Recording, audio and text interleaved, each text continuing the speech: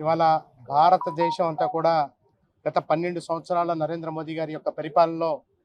ప్రతి ప్రాంతం కూడా, ఈ దేశంలో ఉన్నటువంటి ప్రతి మారుమూల ప్రాంతం కూడా ఇన్ఫ్రాస్ట్రక్చర్ కానివ్వండి, అక్కడ కనీస అవసరాలైనటువంటి నీటి వసతి కానివ్వండి,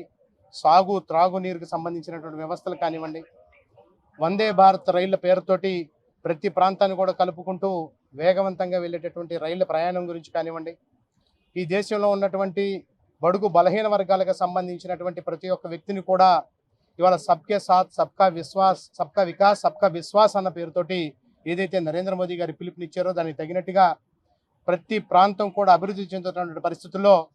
భారతీయ జనతా పార్టీ ఇవాళ గుంటూరు నగరంలో క్షేత్రస్థాయిలో పరిశీలన కోసం జరుగుతున్నటువంటి కేంద్ర ప్రభుత్వ నిధులతోటి జరుగుతున్నటువంటి అన్నిటిని కూడా పరిశీలించాలనే ఒక కార్యక్రమం తీసుకొని ఇవాళ గుంటూరు నగరంలో మన గౌరవనీయులు రాష్ట్ర అధికార ప్రతినిధి మాజీ మున్సిపల్ చైర్మన్ అయినటువంటి శ్రీమతి ముల్లపూడి రేణుక గారు, అదేవిధంగా జిల్లా అధ్యక్షులు సుబ్బారావు గారు, రాష్ట్ర ప్రధాన కార్యదర్శి అయినటువంటి రమేష్ నాయుడు గారు, ఈ కార్యక్రమానికి నేతృత్వం వహిస్తున్నటువంటి అంబేద్కర్ గారు, శ్రీను నాయక్ గారు, ఇతర పెద్దలందరూ కూడా ఈ కార్యక్రమంలో కార్యకర్తలు అందరితోటి కలిసి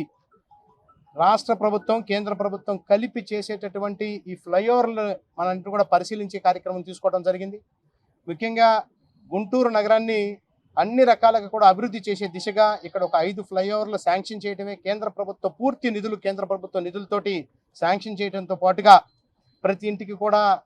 మనకి జల్ జీవన్ మిషన్ కింద నీటి వసతి కల్పించడం కానివ్వండి, ప్రధానమంత్రి ఆవాస్ యోజన కింద ఇక్కడ ఉన్నటువంటి బడుగు బలహీన వర్గాలకి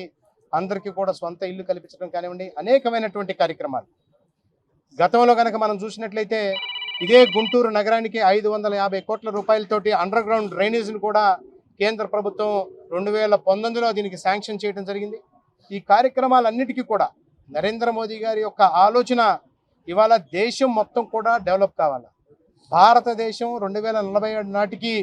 అగ్రగామి దేశంగా ఉండాలంటే ఈ దేశంలో ఉన్నటువంటి ప్రతి రాష్ట్రము ప్రతి ప్రాంతం కూడా అభివృద్ధి చెందాలని ఒక ఉద్దేశంతో వీటన్నిటికీ కూడా సహకరిస్తూ ఉన్నారు. ఇవాళ క్షేత్రస్థాయిలో పరిశీలన కోసం అందరం కూడా రావడం జరిగింది. మీ ద్వారా ప్రజలందరికీ కూడా విజ్ఞప్తి చేస్తూ ఉన్నాం, ఏదైతే అభివృద్ధి కార్యక్రమాలు జరుగుతూ ఉన్నాయో